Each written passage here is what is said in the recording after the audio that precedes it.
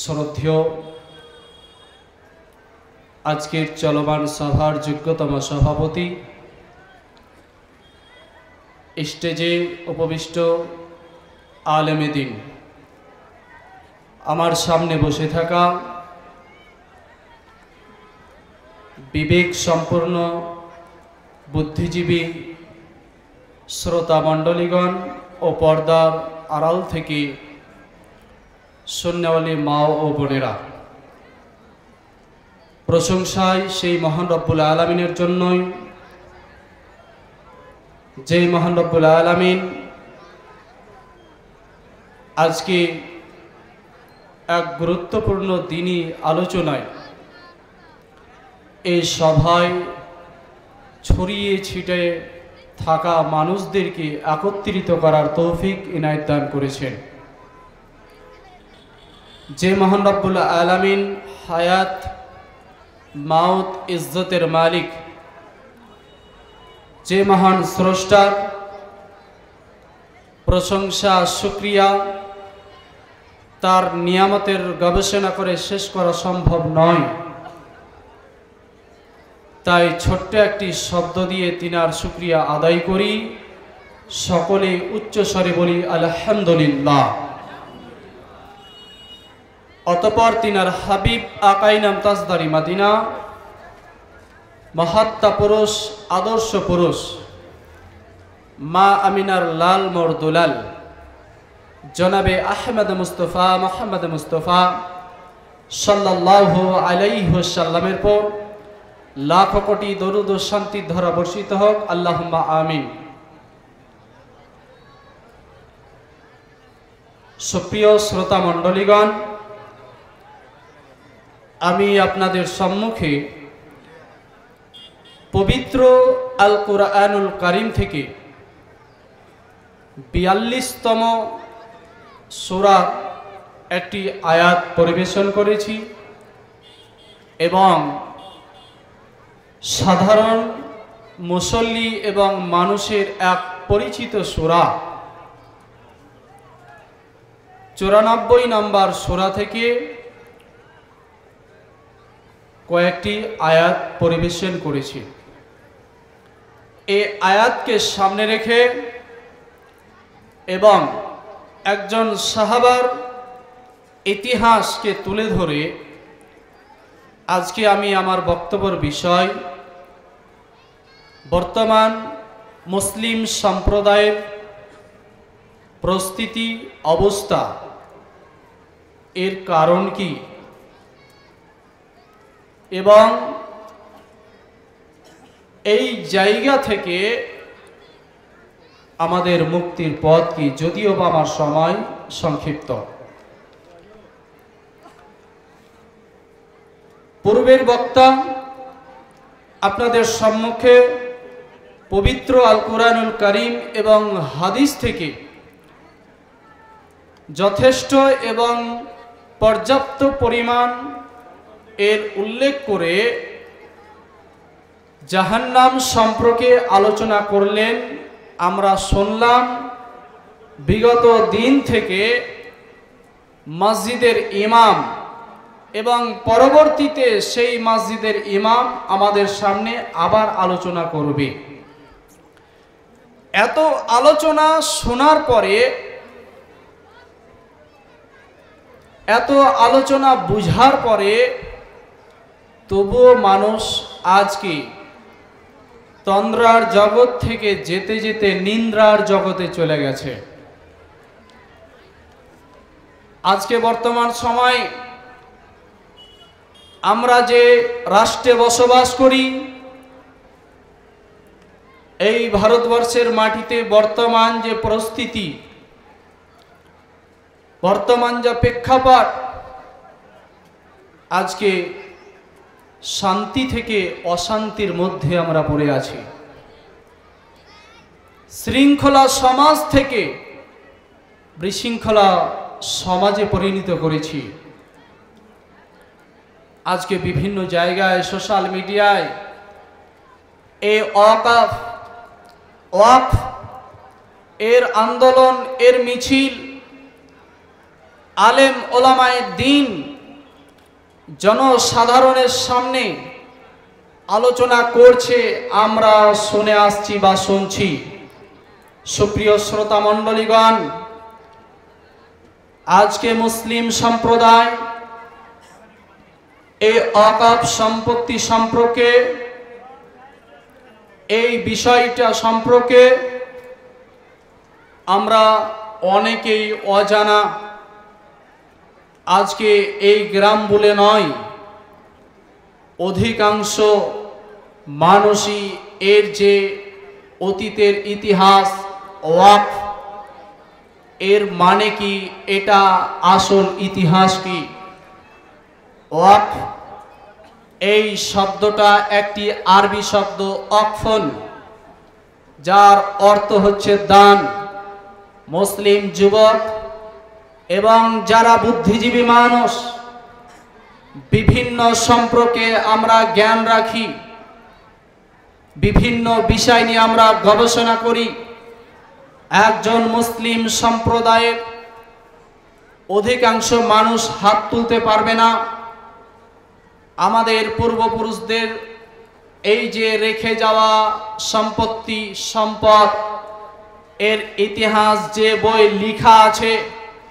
বর্তমান সময়ে যে সমস্ত লেখকগণ দিনের পর দিন, রাতের পর রাত অক্লান্ত পরিশ্রম দিয়ে এই জাতির জন্য যে বই লিখে গেছে, সে বই পড়ে কতজন মানুষ এই ওয়াকফ সম্পদ সম্পর্কে জানি?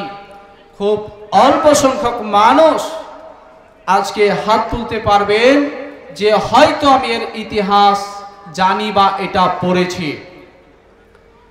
আজকে যেমন কোরআন, আজকে যেমন হাদিসের কথা শুনছি, এই কোরআন এবং হাদিসের কথা শুনতে হলে, মানুষের সামনে কথা বলতে হলে তার যেমন লম্বা ইতিহাস পড়ার প্রয়োজন, ওয়াকফ সম্পর্কে বক্তব্য রাখতে হলে এই ওয়াকফের ইতিহাস জানা খুব প্রয়োজন বা জরুরি। এই সম্পত্তিটা এলো কোথা থেকে? আজকে আমরা যেমন আমাদের রাষ্ট্রের শাসক নরেন্দ্র দামোদর দাস মোদী, তিনি যেমন আমাদের আজকের শাসক, রাজা কিংবা বাদশাহ, সেই রূপভাবে তৎকালীন যুগে মুসলিমরাও এই দেশ শাসন করেছিল। তাদের অতিরিক্ত সম্পদ তার এই স্বজাতির জন্য, তার এই জাতির জন্য, সেই ধর্মস্থানের জন্য মানুষদের মাঝে দান করে গেছিল এই মুসলিম জাতির জন্য। সেই সম্পত্তি নিয়ে আজকে এই দেশের সরকার সরকারের আওতার মধ্যে আনতে চাইছে। তারা বিভিন্ন রকম ভাবে বোঝাতে চাইছে এটা মুসলিম জাতির কল্যাণের জন্যই, ইসলাম ধর্মের কল্যাণের জন্যই আমরা এই বিল পাস করেছি বা এর আইন লাগু করেছি। এইবারে আমাদের করণীয় কি? আজকে বর্তমান সময়ে সোশ্যাল মিডিয়ার যুগে মুসলিম সম্প্রদায় আবেগের বশে তারা মহা মিছিলে সামিল হয়ে স্লোগান তুলে এই মহামিছিল, এ আন্দোলন করা অবৈধ নাকি বৈধ, মাসলা মাসাইল এই কথা বাদ দেন। আজকে মুসলিম জাতি একটা জিনিস বুঝতে পারে না। আজকে আমরা আন্দোলন করব এই কথা সত্য, কিন্তু একটা রাষ্ট্রের যতগুলো স্তর, যতগুলো দিক আছে, তার মধ্যে তিনটি অন্যতম দিক। এই তিনটি দিক যে বিশেষ করে এটাকে পরিচালিত করতে পারবে, সেই দল বা তাদের দ্বারা সব সম্ভব। আজকে যদি দেখতে যাই শাসন ব্যবস্থা কাদের, ওই সমস্ত ব্যক্তিদের শাসন ব্যবস্থা ওদের হাতে, মুসলিমদের হাতে কিছু নেই। আজকে যদি দেখেন আইন ব্যবস্থা কাদের? আইন ব্যবস্থা ওদের। মুসলিম জাতির হাতে কিন্তু আইন ব্যবস্থা নেই। শাসন ব্যবস্থা যদি ওদের হয়, আইন ব্যবস্থা যদি ওদের হয়, 3 নম্বর যেটা দ্বারা সব সমাধান করবে, সমাপ্ত করবে, সেটা হলো বিচার ব্যবস্থা। বিচার ব্যবস্থাও কিন্তু ওদের। মুসলিমদের এখানে বিচার ব্যবস্থা কিছুই নেই। এই রকম হচ্ছে আজকে বর্তমান পরিস্থিতি। এই মুসলিম জাতি কখন সচেতন হবে? আজকে বর্তমান জামানায় বিভিন্ন জন বিভিন্ন রকমের পলিটিক্স, রাজনৈতিকভাবে আলোচনা করে। কেউ রাজনৈতিকভাবে পক্ষপাতিত্ব করে, আবার কেউ তার বিপক্ষেও কথা বলে। আজকে এই মুসলিম জাতি এর সম্পর্কে রাসূল সাল্লাল্লাহু আলাইহি সাল্লাম সাহাবা ইকরামদের সামনে যে বার্তা, যে উপদেশ, যে ঘোষণা, যে নাসিহা করে গেছেন, সে আজ থেকে 1450 বছর পূর্বে আল্লাহ রাসূল সাল্লাল্লাহু আলাইহি সাল্লাম তিনি বলে গেছেন, হে আমার সাহাবা, হে আমার উম্মত, তোমরা শুনে রাখো, তোমরা এমন এক দিনের মানুষ, এমন এক ধর্মের মানুষ, তোমরা এমন এক জাতির মানুষ, সারা পৃথিবীর মানুষ তোমাদেরকে ফলো করবে। সারা পৃথিবীর মানুষ তোমাদের উপরে সেই শকুনের মতো তাদের দৃষ্টি আকর্ষণ করে রাখবে। আজকে আমরা হয়তো জানি এই পবিত্র আল কুরআনুল কারীম কেবল শুধু আমরাই গবেষণা করি, কেবল শুধু আমরাই এটা নিয়ে লেখাপড়া করি, কেবল আমরাই শুধু এটা নিয়ে তেলাওয়াত করি, এমনটা নয়। আজকে যদি কিছু ইতিহাস জানতে পারি, এই পৃথিবীর মাটিতে যেই জাতিটা সবার উপরে আছে, যেহেতু আমরা জানি শিক্ষা হলো জাতির মেরুদণ্ড, যেই জাতি যত বেশি শিক্ষিত সেই জাতি তত বেশি উন্নত, সেই জাতি তত বেশি ওপরে রয়েছে। আজকে এই পবিত্র আল কুরআনুল কারীম, এইটা আমরা হয়তো ভাবি মুসলিম আমরাই শুধু পড়ি, আমরাই শুধু জানি, এমনটা নয়। ইহুদি নামক এক ধর্ম এবং এক জাতি আছে, আমরা আশা করি সবাই জানি। জানি তো? ইহুদি সবাই জানি। আজকে বিশেষ করে পর্দার আড়ালের মা ও বোনেরা শুনছেন, আর এখানে যতগুলো শ্রোতা রয়েছি আমরাও শুনছি। আজকে তারা কেন বেশি এত উন্নত? এক গোপন তথ্য, আজকে তারা কেন এত বেশি এগিয়ে? আল্লাহ তাআলা পবিত্র কুরআনে স্পর্শ কত জায়গায় বলেছে, আমার যদি নয়নের মতো আমার কাছে যদি গ্রহণযোগ্য, আমার কাছে যদি সুপ্রিয় দিন বা ধর্ম থাকে, তার নাম হল ইসলাম। এরা বুদ্ধিজীবীতে বেশি, এরা বিচক্ষণে বেশি, এদের ভিতরে অবশ্যই জ্ঞান আছে, কিন্তু যেইখানে জ্ঞানটা লুকিয়ে রয়েছে সেই জায়গায় পৌঁছাতে পারে না। এই পবিত্র কোরআন মানুষ 4টা উদ্দেশ্যে পড়ে। এক, এই কোরআন একটা উদ্দেশ্যের, 4টি উদ্দেশ্যের মধ্যে একটি উদ্দেশ্য হলো এই পবিত্র কোরআনের মধ্যে কি আছে, জ্ঞান আছে, এটা গবেষণা করে যতগুলো উন্নয়নের যা আয়াত রয়েছে, একটা জাতি, একটি ধর্ম কিভাবে সবার ঊর্ধ্বে, সবার উপরে থাকতে পারে, এই পবিত্র আল কুরআনুল কারীমে তার বর্ণনা বিশ্লেষণ করে দেওয়া হয়েছে।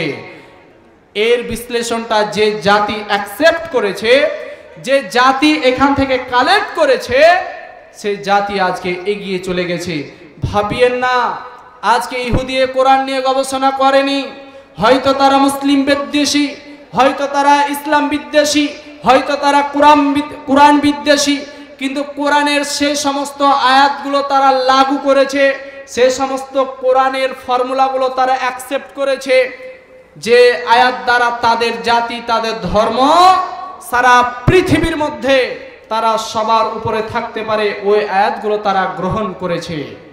নাম্বার 2, আরো একটা উদ্দেশ্য, এই কোরআনের উপরে আমল, অতএব নেকি পাওয়া যাবে, এর উদ্দেশ্যে কোরআনকে পড়ে থাকে। নাম্বার 3, কিছু মানুষ আছে যাদের মস্তিষ্ক দুর্বল, অসুস্থ, তাদের ধারণা পবিত্র আল কোরআনুল কারিমে যেহেতু আল্লাহ তাআলা বললেন যালিকাল কিতাবু লা রাইবা ফি, এটা কি এমন কিতাব যার ভিতরে কোনো সন্দেহ নেই, ভুল নেই, সন্দেহের কোনো অবকাশ নেই। চলো এর ভুল ধরা শুরু করি, দেখা যাক প্রথম থেকে শেষ পর্যন্ত কোনো একটা জায়গায় আল্লাহ তাআলা কোনো মিস্টেক করেছে কিনা। নাউজুবিল্লাহ মিন যালিক।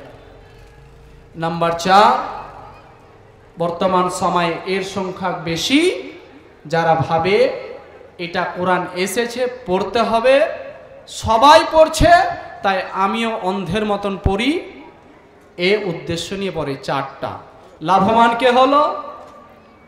লাভবান সেই জাতি হলো যার উদ্দেশ্য এই মহান স্রষ্টা এই পৃথিবী সৃষ্টি করার সময় পৃথিবীর যে আলোর পথ, পৃথিবীতে কোন মানুষটা সবার উপরে থাকবে, সেই ফর্মুলা এই কোরআনের মধ্যে দিয়ে দিয়েছে। সেই ফর্মুলা যেই নিয়ে নিল সে সবার উপরে গেল। ব্যাস, এবার সেই জাতির সম্পর্কে বলি তারা কেন বেশি এত উন্নত। সুপ্রিয় শ্রোতা মণ্ডলীগণ, এক গোপন বিষয় যারা বিশেষ করে খ্রিস্টান, যারা ইহুদি নাসারা, এই তথ্যটা তাদের কাছে বেশি পাওয়া যায়। কেমন ভাবে? আমাদের মধ্যে, আমাদের জাতিতে বা আমাদের ধর্মে যখন কোনো মা কিংবা বোন গর্ভবতী হয়, তখন সাধারণত আমাদের কাজ কি?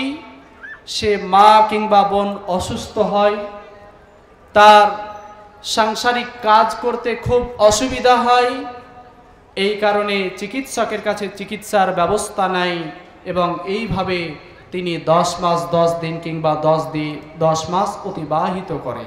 এটা হচ্ছে বিভিন্ন জাতি বা বিভিন্ন ধর্মের, এটা হচ্ছে কারিকুলাম। আর ইহুদি ধর্মের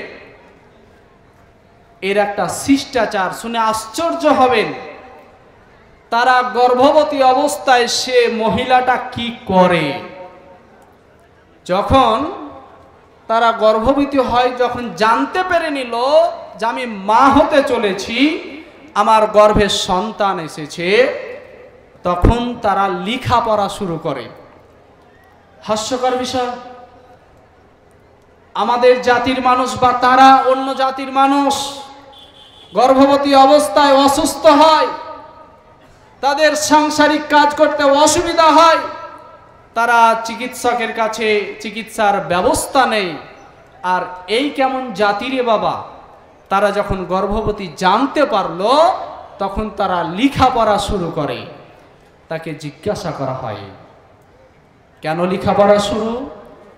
তখন তার উত্তর এই রকম, আমার গর্ভে যে সন্তানটা আসছে তাকে আমি ছোট থেকে বড় করব কিভাবে, তাকে লালন পালন করব কিভাবে, তাকে পৃথিবীর মাটিতে সবচাইতে সেইভাবে এক ব্রেনিয়াল ছাত্র কিংবা স্টুডেন্ট কিংবা একজন মানুষ কিভাবে সমাজের সামনে তাকে তৈরি করতে পারবো, এইটা নিয়ে আমার এখন রোটেশন এবং এইটা নিয়ে আমার এখন কাজ। সে এই পৃথিবীর আলো দেখার পূর্বে আমি সে জ্ঞান অর্জন করছি, আর যখনই সে পৃথিবীর আলো দেখবে তখনই তাকে সে জ্ঞানটা আমি দিতে শুরু করে দেব। এটা হচ্ছে তার উত্তর, আর এটা হচ্ছে তার শিষ্টাচার। সুপ্রিয় শ্রোতা মণ্ডলীগণ, আমি বলছি না ইহুদিদের অনুসরণ করেন, যেহেতু রাসূল সাল্লাল্লাহু আলাইহি ওয়াসাল্লাম তিনি বলেছেন যে তোমরা ইহুদিদের বিরোধিতা করো। আসমান এবং জমিনের মধ্যে মুসলিম জাতির, ইসলাম ধর্মের কেউ যদি শত্রু থাকে, কেউ যদি তার একেবারে বিপক্ষে দাঁড়িয়ে মুসলিম জাতিকে মারার জন্য, হত্যা করার জন্য মরিয়া উঠে, যেমনটা বর্তমানে সোশ্যাল মিডিয়ার জামানায় প্যালেস্তাইনের মাটিতে ফিলিস্তিনের সেই সমস্ত নিষ্পাপ যারা এখন পর্যন্ত তাদের ভিতরে বোধ শক্তি পর্যন্ত জ্ঞান আসেনি, অনেকই সন্তান আছে যারা হয়তো তার মায়ের দুধ পান করছিল, সেই সমস্ত নিষ্পাপ বাচ্চাগুলো, সন্তানগুলো, ছেলেগুলোকে নির্মমভাবে অত্যাচার করে হত্যা করা হলো। এরা হচ্ছে চরম শত্রু। তো ইহুদিদেরা এরা ওই কানুন, ওর শিষ্টাচার, ওই বৈশিষ্ট্যটা কোথা থেকে নিয়েছিল? এই কোরআন থেকে নিয়েছিল। তাহলে তারপরেও আমরা এই কোরআন থেকে দূরে আছি, আর এই দূরে থাকার কারণে এই আজকে আমাদের এই পরিস্থিতি। মহান রব্বুল আলামিন পবিত্র আল কোরআনুল কারিমে তিনি বলছে, হে পৃথিবীর মানুষ, সূরা আশ-শূরা 42তম সূরাতে আল্লাহ তাআলা স্পষ্ট বলছে, ওয়ামা আসাবাকুম মিন মুসিবাতিন। এই কিছুক্ষণ আগে পূর্বের বক্তা বলছিল মুসিবাত, অতএব এদের উপরে বিপদ।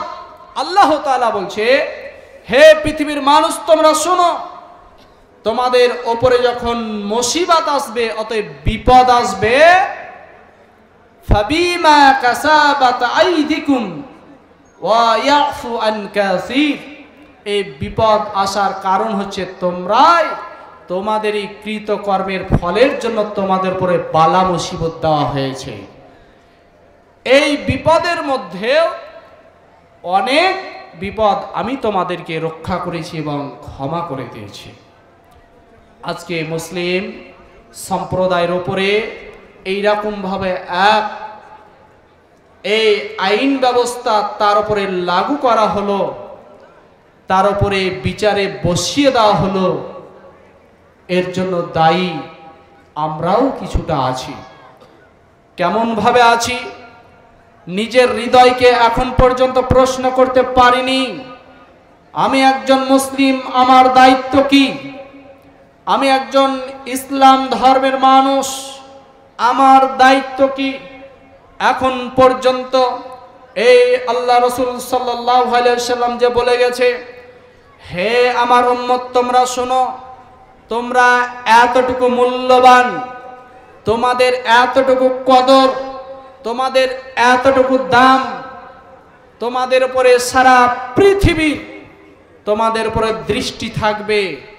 আল্লাহ রাসূল সাল্লাল্লাহু আলাইহি সাল্লাম এই বাণী তার উম্মতদের উদ্দেশ্যে বলে গেলেন, আর আমরা সেই বাণী শুনলাম, আমরা সেই উম্মত এখন পর্যন্ত বুঝতে পারলাম না যে আমাদের মূল্য কি, আমাদের কদর কি, আমাদের মান সম্মান, আমাদের মর্যাদা কি। আজকে এখন পর্যন্ত বুঝতে পারলাম না। এদেরকে কিভাবে রাজনৈতিক দল হোক, বিশেষ করে যে রাষ্ট্রে আমরা বসবাস করছি, বিভিন্ন দল থাকতে পারে, এরা একটি জিনিস বুঝে, মুসলিম জাতির পক্ষ নিয়ে বিজেপি সরকার বলছে মানে বিজেপি আমার ভালো চাইছে, মুসলিমের পক্ষ হয়ে কংগ্রেস সরকার বলছে মানে কংগ্রেস আমার সাথে আছে, মুসলিম সম্প্রদায়ের পক্ষ নিয়ে আন্দোলন করছে সিপিএম দল, তার মানে সিপিএম আমার দিকে আছে। মুসলিম সম্প্রদায়ের পক্ষ নিয়ে পার্লামেন্টে তৃণমূল সরকার বলছে মানে আমার পক্ষ আছে। এটা আমি আপনি সাধারণ আম পাবলিক মানুষ বুঝি, কিন্তু এখন পর্যন্ত বুঝতে পারলাম না মুসলিম জাতিকে কেমন ভাবে ব্যবহার করে, কেমন ভাবে ব্যবহার করে। একটি গল্প পড়লে আপনারা বুঝতে পারবেন যে আমরা তাদের কাছে কিসের পাত্র হয়ে আছি। আশা করি আমাদের ধর্ম ইসলাম আর জাতি হচ্ছে মুসলিম, প্রত্যেক মানুষই অন্তত জুমার দিনে যে আমরা নিজের আত্মা, নিজের মনকে তৃপ্তি দেওয়ার জন্য মাংস খায়, গোস্ত খায়, খাই তো? জি খাই, জোরে বলুন খাই তো? ব্যাস ওই মাংসটাকে সুস্বাদু করার জন্য এমন একটা পাতা দেওয়া হয় যেটা মা ও বোনেরা দিয়ে থাকে, তার নাম হলো তেজপাতা, আর গ্রাম্য গাইয়া ভাষাতে বলা হয় ঝাল পাতা। এটা দিয়ে থাকে সেটাকে সুস্বাদু করার জন্য। গল্পটা শুনুন তাহলে বুঝতে পারবেন আজকে মুসলিমকে তারা কিভাবে সে সমস্ত রাজনৈতিক দল তাদের প্ল্যাটফর্মে নিয়ে গিয়ে ব্যবহার করছে। খুব এটা গবেষণা করে দেখা হয়েছে, আর বাস্তব এর চিত্র হচ্ছে এটাই। সেই তেজপাতাটা দেওয়ার পরে দেওয়ার উদ্দেশ্য কি, সেটাকে অবশ্যই সুস্বাদু করতে হবে, খুব ভালো করতে হবে যেন খেতে ভালো লাগে। যখন রান্না কমপ্লিট হয়ে যায় তখন সবাই যখন খেতে বসে, ওই মাংসের সাথে ওই গোস্তর সাথে দেখবেন তেজপাতাটা যদি আমার আপনার পাত্রে দেয়, অতএব থালাতে দেয়, তখন কিন্তু ওই তেজপাতাটা এই থালার উপর থেকে সরিয়ে নিয়ে গিয়ে ফেলে দিই। ঝাল পাতাটা সেই থালার ওপর থেকে নিয়ে গিয়ে ফেলে দিই। কেউ খায় না, খায় কেউ খায় না। আচ্ছা বলুন তো মুসলিম জাতিটা কি হলো বলেন তো? ওই ঝাল পাতার মতো, ওই তেজপাতার মতো। তারা এই জাতিটাকে নিয়ে আজকে রাজনৈতিকভাবে ফায়দা লুটে নিবে। তারপরে যখন সময় আসবে ওই তেজপাতা যেমন ফেলে দিল, এদেরকে ওইভাবে ছুঁড়ে ফেলে দিবে। এটাই হলো বাস্তব চিত্র।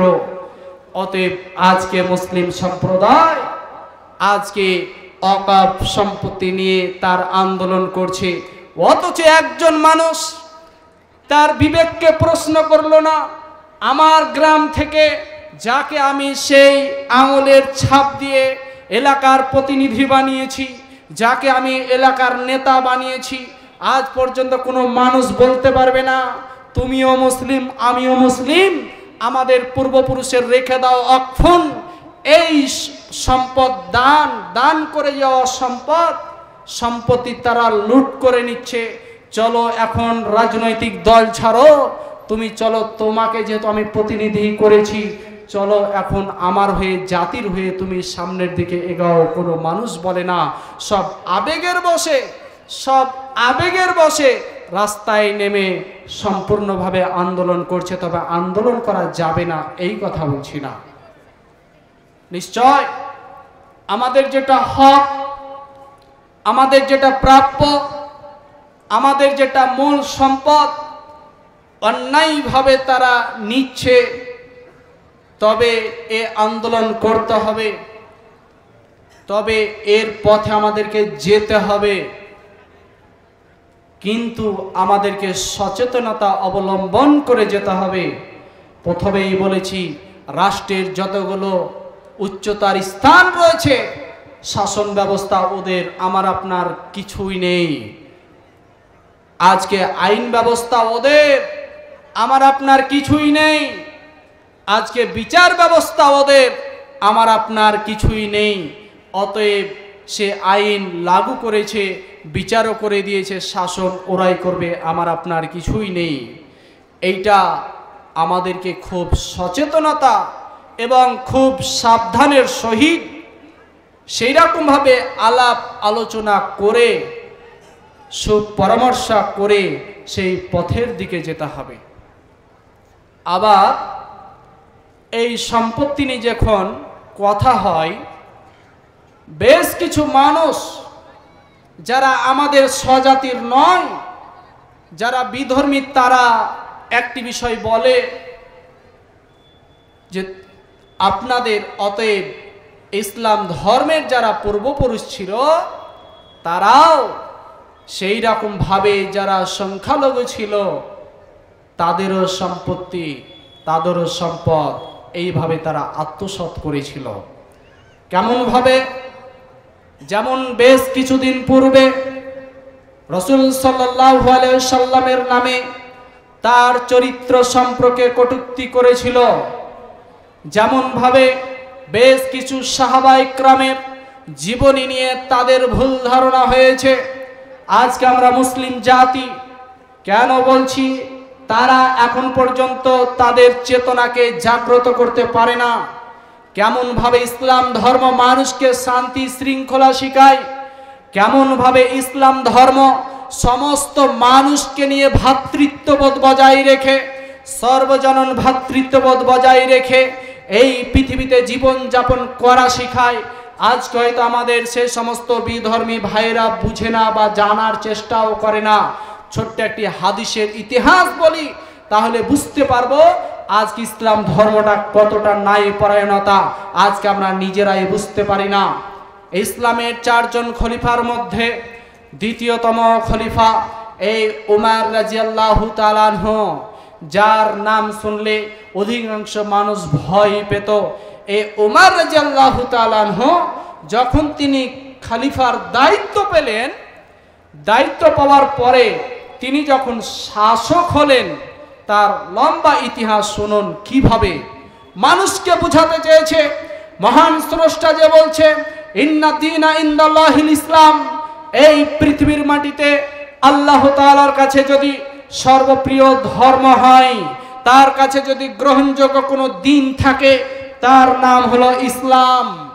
এই জিনিসটাকে উমর রাদিয়াল্লাহু তাআলা বুঝাতে চেয়েছে ওই সমস্ত বিধর্মীদের। কেমন ভাবে শুনুন, আজকে আমরা ইসলামের দাওয়াত পাচ্ছি এই স্টেজের মাধ্যমে, আজকে আমরা ইসলামের দাওয়াত পাচ্ছি এই মোবাইলের মাধ্যমে, আজকে আমরা ইসলামের দাওয়াত পাচ্ছি সেই জুমার মাধ্যমে।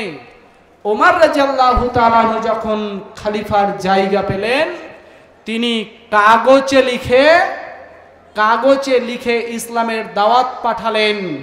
সিরিয়া নামক যে দেশ, সে দেশের শাসককে এইভাবে লিখে পাঠালেন যে আপনারা ভুল পথে আছেন, সঠিক পথে আসুন, আমি আপনাকে ইসলামের দাওয়াত দিলাম, ইসলামের দাওয়াত গ্রহণ করুন। জোর করছে না, তাকে ইসলামের দাওয়াত দিচ্ছে। এই ওমর রাদিয়াল্লাহু তাআলা আনহু তখন তাকে পাঠানোর পরে সেই সিরিয়ার বাদশা, সিরিয়ার শাসক ভাবছে আমি এত বড় একজন বাদশা, এত বড় একজন শাসক, কার এই রকম সাহস হয়েছে আমাকে ইসলামের দাওয়াত পাঠিয়েছে, এই কথা ঠিক, আমাকে বুঝাতে চেয়েছে আমি নাকি ভুল পথে আছি। যাও আমার সৈন্যদল সেই উমারকে সেইখান থেকে আমার নিকটে হাজির করো, অতএব তাকে নিয়ে আসো।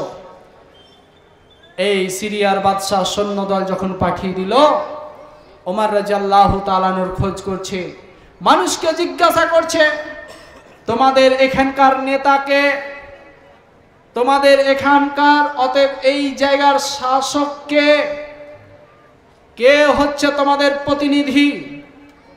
তখন বলছে যাও ওই দেখো মরুভূমির ওপরে আমরা যেমন বাড়িতে বালিশে ঘুমানোর সময় হাত দুটোকে মাথার তলে দিয়ে ঘুমায়, ওমর রাদিয়াল্লাহু তাআলা আনহু মরুভূমিতে এ হাত দুটোকে মাথার তলে দিয়ে শুয়ে আছে। তারপরে তাদেরকে দেখিয়ে দিল এ হচ্ছে আমাদের প্রতিনিধি, এ হচ্ছে আমাদের নেতা। তারা হতভম্ব, তারা আশ্চর্য হচ্ছে, এই নাকি এখানকার শাসক, এই নাকি হচ্ছে এখানকার বাদশা বা রাজা, এইভাবে সাধারণ জীবন যাপন করছে। তার নিকটে গিয়ে বলছে আপনি কি এখানকার বাদশা, আপনি কি এখানকার রাজা? তখন তিনি যখন উত্তর দিচ্ছে জি হ্যাঁ, আপনি কি আমাদের জাহাপনাকে, আপনি কি আমাদের বাদশাকে এই লিখিত পত্র দিয়ে পাঠিয়েছেন? হ্যাঁ পাঠিয়েছি। আমাদের রাজামশাই অতএব বাদশাহ আপনাকে ওইখানে নিয়ে যেতে বলেছে। ওমর রাদিয়াল্লাহু তাআলা আনহুকে যখন দেখছেন, যখন সেই সমস্ত সৈন্যদল নিয়ে যাচ্ছে সিরিয়া, এই ওমর রাদিয়াল্লাহু তাআলা আনহুকে দেখার পরে তার সঙ্গে সঙ্গে এই ওমর রাদিয়াল্লাহু তাআলা আনহুর যে সঙ্গী সাথী, তারাও তার সঙ্গে সেই সিরিয়া চলে গেল। সিরিয়া যাওয়ার পরে গির্জার ভিতরে আমরা যেমন ইবাদত করি মহান স্রষ্টার মসজিদের ভিতরে, হিন্দু ভাইরা যেমন ইবাদত করে দাসত্ব করে মন্দিরের ভিতরে, তেমন ভাবে সেই সময়ের খ্রিস্টানরা ইবাদত করে, এখন ইবাদত করে গির্জার ভিতরে। এই গির্জার ভিতরে ওমর রাদিয়াল্লাহু তাআলা আনহু প্রবেশ করলেন। করার পরে সেই বাদশার সামনে তাকে উপস্থিত করা হলো। বাদশাহ উমারকে জিজ্ঞাসা করছে, আপনি কি সেই ব্যক্তি যেই কিনা লিখে পাঠিয়েছেন আমি ভুল পথে আছি, অতএব ইসলামের পথে আসুন, ইসলামের দাওয়াত? তখন তিনি বলছে, হ্যাঁ আমি সেই ব্যক্তি। এইভাবে তাদের আলাপ আলোচনা হতে হতে হতে হতে হঠাৎ করে সালাতের সময় এসে যায়, ওয়াক্তের সময় এসে যায়। সুপ্রিয় শ্রোতা মণ্ডলীগণ, অবশ্যই মনোযোগ সহকারে শুনুন। এর ঘটনা ইতিহাস। আজকে যে আমরা মুসলিম জাতি, আমাদের সততা কি, আমাদের হক পথে থাকার মৌলিক বিষয় কি, আমরা যে সত্য, আমাদের ইসলাম, আমাদের দিনকে যে সর্বশ্রেষ্ঠ দিন, এটা উমর রাদিয়াল্লাহু তাআলা আনহু প্রমাণ করতে চলেছেন। অতএব বুঝাতে চাইছেন তাদেরকে কিভাবে। যখন সালাতের সময় হয়ে গেল তখন সেই বাদশা বলছে যে কোথায় তুমি যাচ্ছ? তখন বলছে আমি বাইরে থেকে সালাতটা কায়েম করে এসে আমি আপনার সামনে আবার উপস্থিত হচ্ছি। এই মিশরের বাদশা তখন ওমর রাদিয়াল্লাহু তাআলা আনহুকে খুব নম্রভাবে, খুব ভদ্রভাবে বলছে, হে ওমর, তোমার সেই ইবাদত, তোমার সেই নামাজ কি এই গির্জার ভেতরে পড়া যায় না? তুমি কি এই সালাতটা আমাদের এই গির্জার ভিতরে পড়তে পারো না? ওমর রাদিয়াল্লাহু তাআলা আনহু তখন বলছে, হে মিশরের বাদশাহ, আমি যদি এই গির্জার ভিতরে সালাত কায়েম করি, আমি যদি এই স্থানে নামাজ আদায় করি, আপনার ধর্মের মানুষ ভাববে অমুক এক নেতা, অমুক এক প্রতিনিধি, অমুক এক শাসক আমাদেরকে মেরে, অতএব এই ধর্মের মানুষকে মেরে গির্জা দখল করে নিয়েছে এবং গির্জা দখল করে সেটা মসজিদে পরিণত করেছে। এই ইতিহাস বলার একটাই কারণ, যেই সমস্ত ধর্মের মানুষ বলে আপনাদের পূর্বপুরুষেরা হাজারো মন্দির ভেঙে মসজিদ নির্মাণ করেছে, আপনাদের পূর্বপুরুষেরা হাজারো গির্জা ভেঙে মসজিদ নির্মাণ করেছে, তাদের বলতে চায় এই উমর রাদিয়াল্লাহু তাআলা আনহুকে বলা হচ্ছে যে আপনি এইখানে কি সালাতটা কায়েম করতে পারেন না? উমর রাদিয়াল্লাহু তাআলা আনহু তাদের যেন অন্য কোনো ধারণা না আসে, তাদের যেন অন্য কোনো চিন্তা চেতনা না আসে। শৃঙ্খলা, শান্তি, ইসলাম ধর্ম কোনো ধর্মের উপরে নির্যাতন চালাতে পারে না, ইসলাম ধর্ম কোনো জাতির উপরে অত্যাচার চালাতে পারে না, ইসলাম তাকে অনুমতি দেয়নি। এইভাবে তিনি বুঝাতে চেয়েছেন, এইভাবে তিনি করেছেন। এটাই হলো ইসলাম, এটা হলো আমাদের দিন। আর আজকে বর্তমান সময় আমরা আজও বুঝতে পারলাম না। সুপ্রিয় শ্রোতা মণ্ডলীগণ, আমাদের উপরে যা কিছু বালা মুসিবত আসবে নিশ্চয় আমাকে আপনাকে বুঝে নিতে হবে, নিশ্চয় এটা আমার কৃতকর্মের ফল। তবে আল্লাহ তাআলা বলছে অবশ্য তোমরা নিজেকে চেতনায় জাগাও, তোমরা বিবেক সম্পূর্ণ লোক, তোমরা বুদ্ধিজীবী মানুষ, তোমরা ধৈর্য ধারণ করো। এই জন্য আল্লাহ তাআলা বলছে ফা ইন্নামা আল উসরি ইসরা, নিশ্চয় নিশ্চয় তোমরা কষ্টের পরে তোমরা স্বস্তি পাবে। ইন্নামা আল উসরি ইসরা, অবশ্যই তোমরা স্বস্তি পাবে। এই স্বস্তি পাওয়ার পরে ফাইদা ফারাগতা ফানসাব, তোমরা অবসর সময় তোমাদের দাম্পত্য জীবন দুনিয়াবি কাজকর্ম করার পরে অবসর সময়ে তোমরা আল্লাহ তাআলার ইত্তেবা করো, তোমরা ধ্যানে মগ্নে পড়ে যাও। যাই হোক, খুব সংক্ষিপ্ত সময়। সুপ্রিয় শ্রোতা মণ্ডলীগণ, আজকে আমরা মুসলিম জাতি নিজেকে চিনতে শিখুন, নিজেকে বুঝতে শিখুন। আবেগের বশে ইসলাম ধর্ম চলে না, ইসলাম এই দিন চলে না। আমাদেরকে খুব সাবধানে, খুব সুপরামর্শয় সঠিক পথ অবলম্বন করতে হবে। বুদ্ধিজীবী মানুষদেরকে সামনে রেখে তাদের পরামর্শ গ্রহণ করতে হবে। যা হোক, আজকে এই